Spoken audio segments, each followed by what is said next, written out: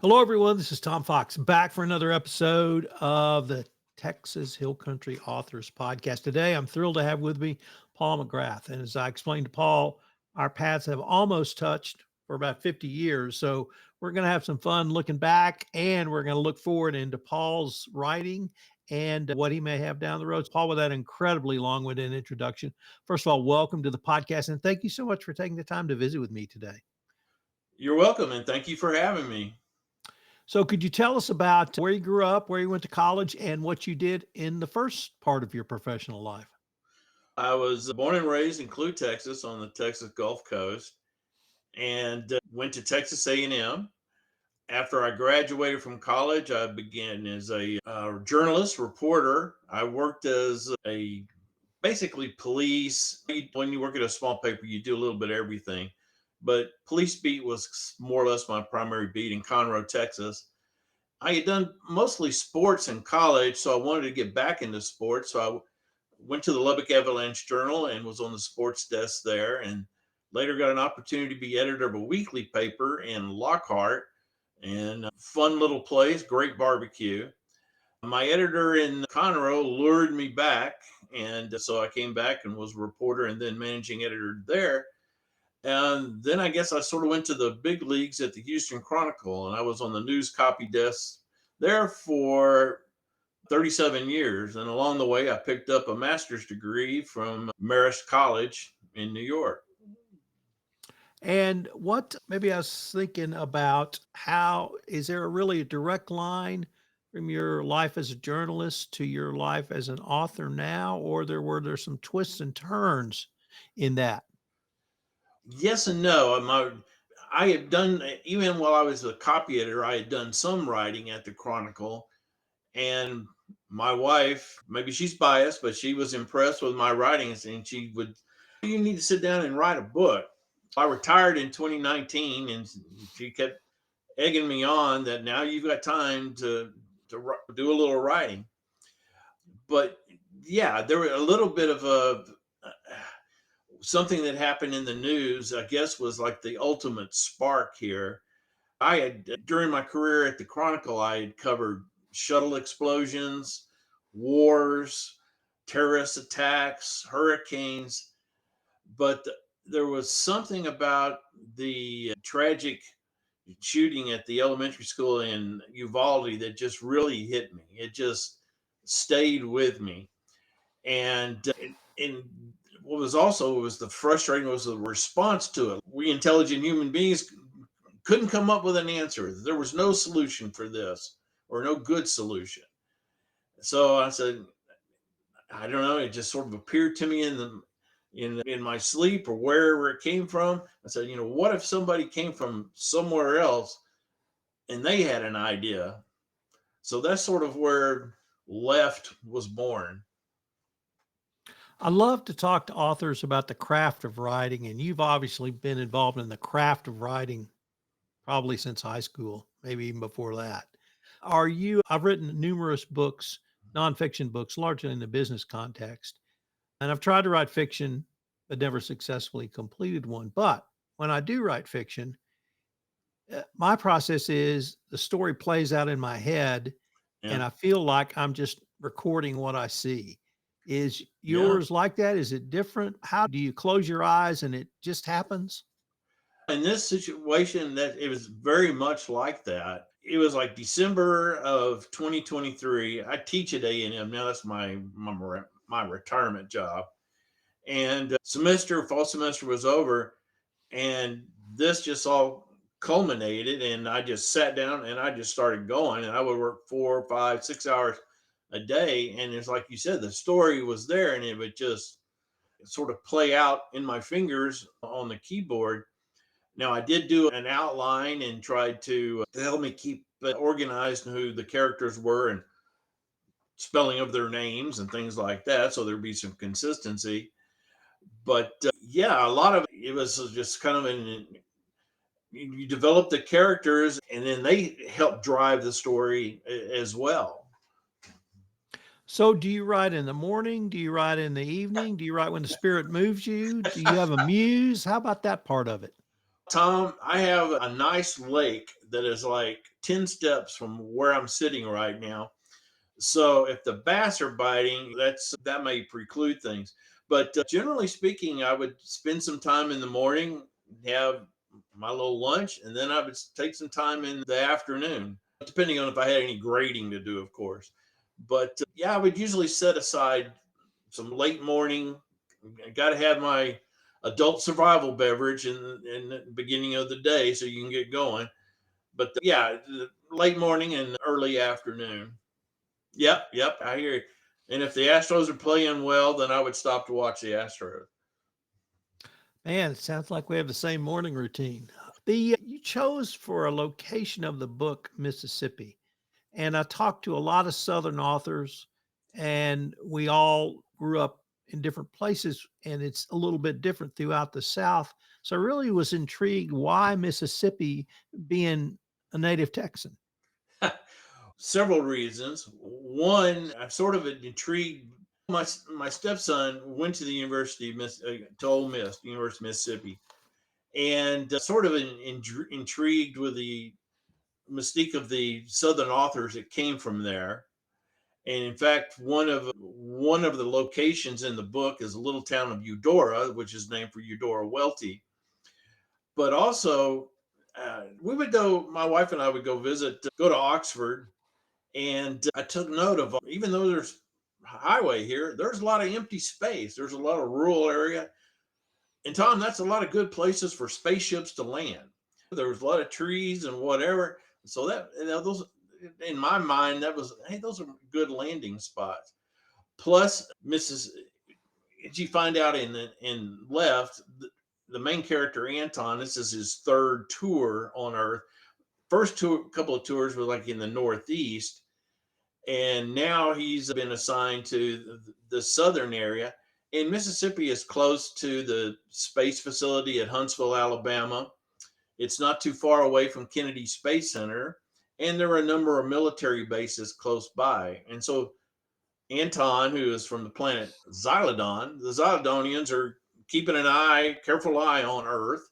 And so there was enough things in the area to pique their interest and to assign a covert team to keep watch. So the Xylodonians are not really fully described or in your book, although I'm sure they're fully formed in your mind.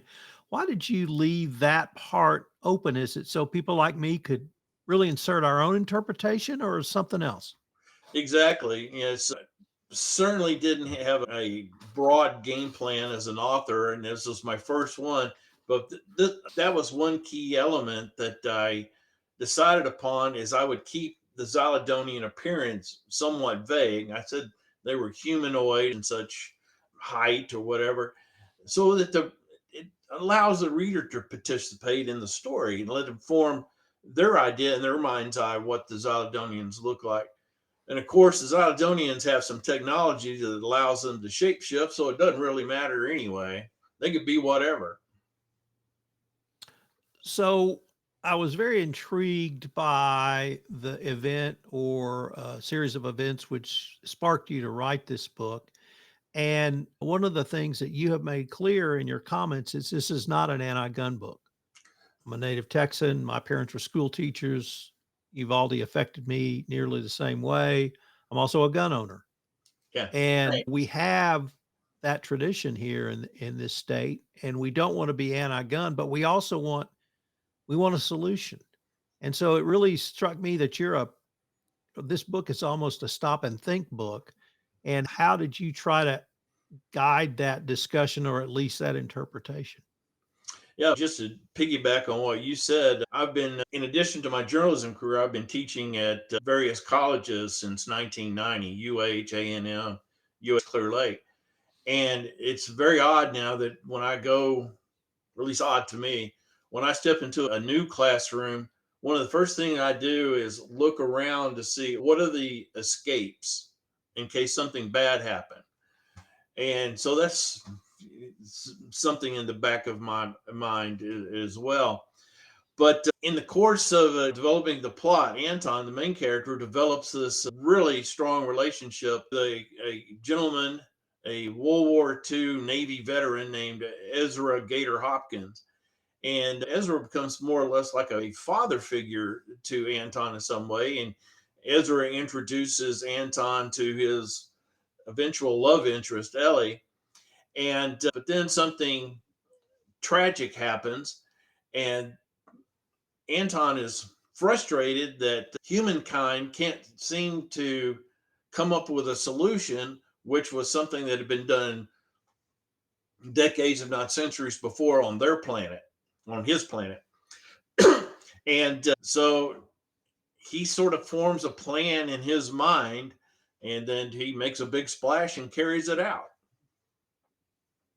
One of the other themes in the book seems to be empathy and how the aliens have more empathy for mankind or humankind than perhaps we have for each other. Could you Absolutely. elaborate on this concept and maybe how you intended it to play out in the book and maybe how it's played out for other readers? Oh, absolutely. As I mentioned the relationship between Anton and Ezra. Eventually, another little piece of the book is Anton's cover story is being a botanist, and so he's out in the woods gathering whatever things that botanists do, and he rescues a dog that's been abandoned, and he does a lot of takes to the vet, nurses it to health, et cetera, et cetera, and he develops a lot of empathy for humankind through this little four-legged creature as well. So that is part of it, and it's this connection to the human. He sees how the humans could be better than they are, that it could be done. He looks at his own plans. We did it, you can do it too. And as I said, that's the what life suffused to what he does. One of the main climatic parts of the book. I'm gonna change the focus just a little bit Sure. because one of the things about being an author is writing the book is one step in the process, an important step, but Wow. there are other steps. And so I Yeah. really wanted to use that to introduce your relationship with Stoney Creek Publishing. How was that part of the process for you? What's it like to work with Lauren? And could you say a few words about that? Oh, absolutely. I've been very fortunate to have this connection with Stony Creek. I was Lauren Steffi, the CEO of Stony Creek. He worked at the Houston Chronicle as a business columnist. So we've known each other for some time. We're both Aggies. And in fact, one of Lauren's books served as a source on a paper I had to do when I was getting my master's degree. So we've had a connection for a while. And I had edited a book for another friend of mine, and I asked him, "How do you get this book?" And he told me about Stony Creek. So I sort of rekindled my relationship with Lauren in that way. And he's just great to work with. He's a wordsmith. He knows the process. He forced me to use the Oxford comma, which I've been killing over the years, but as a journalist, but that's another story. But yes, as far as the flip side, once you sit there and you write a book and you think, okay, now what? Now comes the whole publishing and marketing end of it. And Lauren and Stony Creek have done a great job. Leslie Barrett, the publicist, she got me this interview. And so it's getting people to know about your little book is just another part of the process, one that I was completely unaware of. Let's explore the Oxford comma because we've got a little bit of time. I don't know if I consciously knew of the Oxford comma, but I have been dead set against it my entire life. Yeah, And so I get these comments from time to time. It yeah. sounds like you got. Could you explain what the Oxford comment is and at least why people like you and me maybe didn't use it? Essentially, it's also called the serial comma. And when you have a series of elements like a an apple, an orange, and a pear, and or you say Tom took the apple, orange, and pear to town, the Oxford comma would be come before the and. The Associated Press style book absolutely bans the use of the serial comma or Oxford comma just you go straight to the end. And so for 4 decades plus, I've been editing staff and wire copy. And whenever I saw an Oxford comma, boom, shoot it down. That answers the question because somewhere in high school, I had a teacher say, never put a comma before the word and, ever. Yeah. And I thought that was the most sacrosanct rule there was. And it turns out that there's a different rule if you have a different interpretation of it. Well, Um, it's like the AP style book used to ban the word hopefully forever, and now it allows it. And it's like, wow, I have to retrain myself. my wife is from England, and out of college, she became a copy editor at the Financial Times in London. And I asked her once, said, "Do you know what the AP style is?" She goes, "Oh, yeah, everybody knows that." Yeah, So we wrote from that at the FT. I have to assume you worked at the battalion. I did. I was on the sports desk at the battalion and was sports editor back in the old Emery Ballard days. Roy Bragg was one of my best friends from high school. Ah, great guy, great guy. But I was wondering if you could talk to us about the role of a student newspaper. I will tell you, to that other place. So we had the Daily Texan. Yep. But what's the role of a student newspaper? What's the role for people like you who are training to be a professional journalist? What's the role for the customer or the audience, someone like me? And then is there a bigger role for a student newspaper at a university today? I think that, of course, I'm biased, but I think a student newspaper is extremely important.